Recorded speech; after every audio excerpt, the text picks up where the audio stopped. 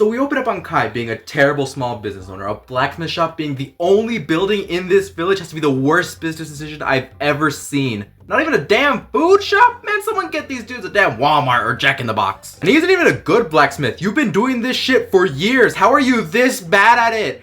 This is your living! And Wu promptly calls him out on it. Your metal is loud and heavy, useful to slow one down, useless in the art of stealth. Oh shit, ass, white boy.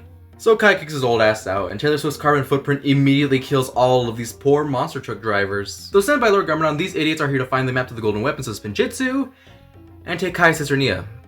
For some reason. Not even the writers knew why Garmadon wanted Nia, they just needed a reason for Kai to join the team. It's really funny.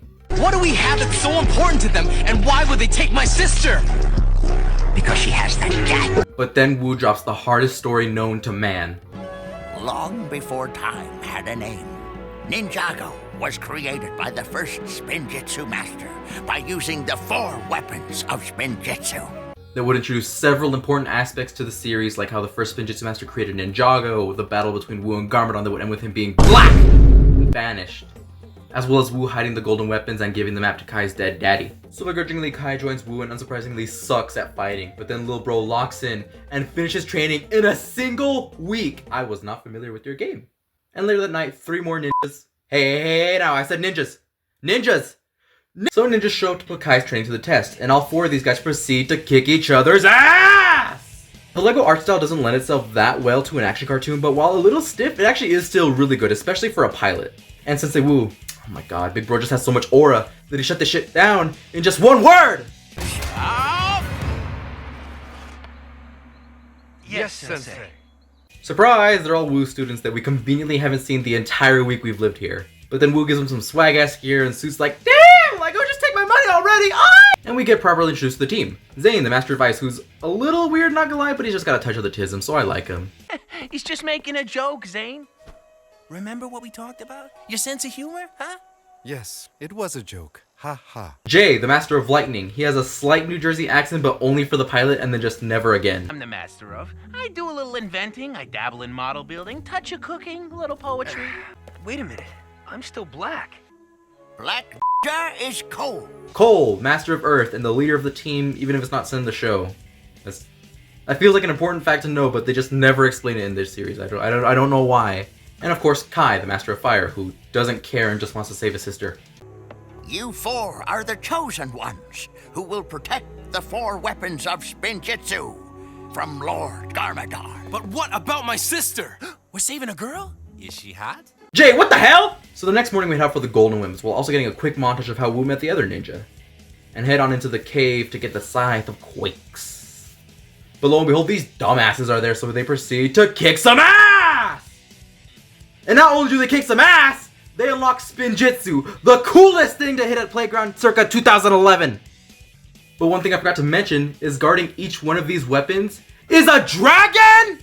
Sweet. So they spin out in color out of there, and Wu scolds Kai for being a dickhead and not listening to his team. Meanwhile, they cut to Samakai letting Taylor Swift know that they screwed up everything, and Taylor Swift just says, No.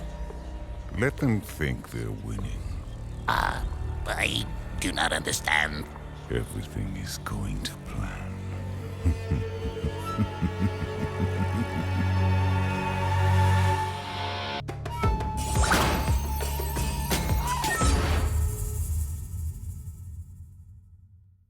Now on our way to retrieve the Shurikens of Ice, Wu lets us know that the ninja can actually create literally anything they want using a move called the Tornado of Creation.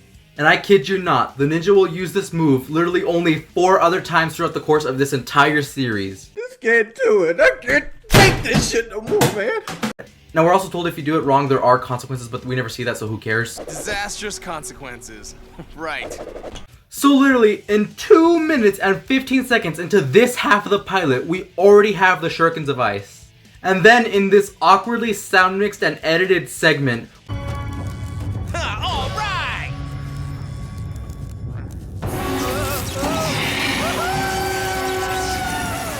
we get the Nunchucks of Lightning, and I kid you not, 35 seconds. The most visually distinct golden weapon doesn't even get a full minute. Man, this shit lame as hell. So later that night, Nia gets Kai to follow her to the fire temple, which is only a couple 100 feet away. Wait, man, what? Instead of dancing like a couple of dickheads earlier, they should have just gone for the sword.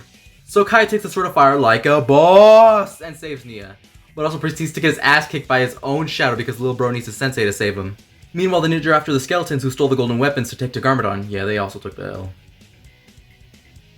Oh yeah, and the dragon showed up too, damn. So to keep the sword safe, Wu kinda kills himself and ends up in the Underworld? What the hell? Why didn't Kai and Nia just follow him if that's where he was gonna end up anyways? I don't get this, man.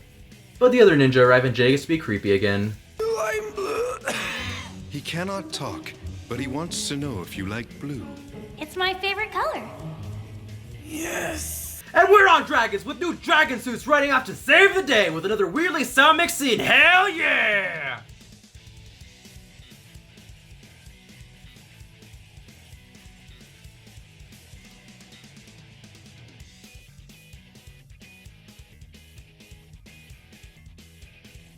And of course, down in the Underworld, Wu gets caught and has to fight Senpai for the weapons, while the ninja also get caught. But they do the Tornado of Creation, and with a power-up sequence so hype, you just wonder what they'll make. Let's do this.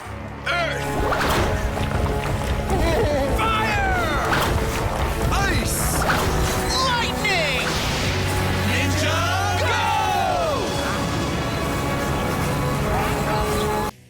A Ferris wheel. And the team show up just in time to watch Sensei get clapped! And then plot twist, Senpai takes the weapons for himself, who would have guessed, and he blows up because they're just way too powerful for him, allowing Garmadon to escape to another realm, and then we get the most racist thing to come out of this show ever. Father would not want you to do this, brother. He is gone, but he will return. Now, Wu actually has this voice throughout the entire pilot, but they decided to re-record that in favor of the voice we have now, but they forgot to fix these two lines specifically, and that's the funniest thing ever. Now, obviously this wasn't done maliciously, this was just a mistake that was done in poor taste, and it's just really funny looking back on it. So the ninja head home and give us a little teaser of what's to come and almost blow themselves up, and we get this really, really cool shot to end us off.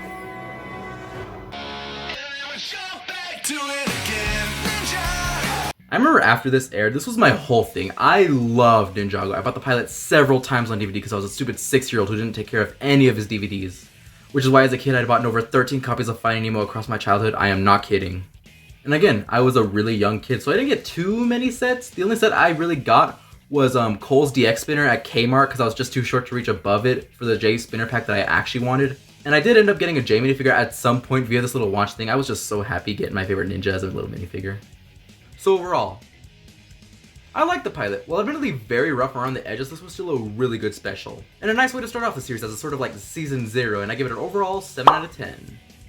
I hope y'all like this video. I hope for this to become a series on the channel, and I already have the script for season 1 done, so leave a like and subscribe for Rise of the Snakes. And I love y'all. I'm gonna see you in the next video. Subscribe if you're new. Peace.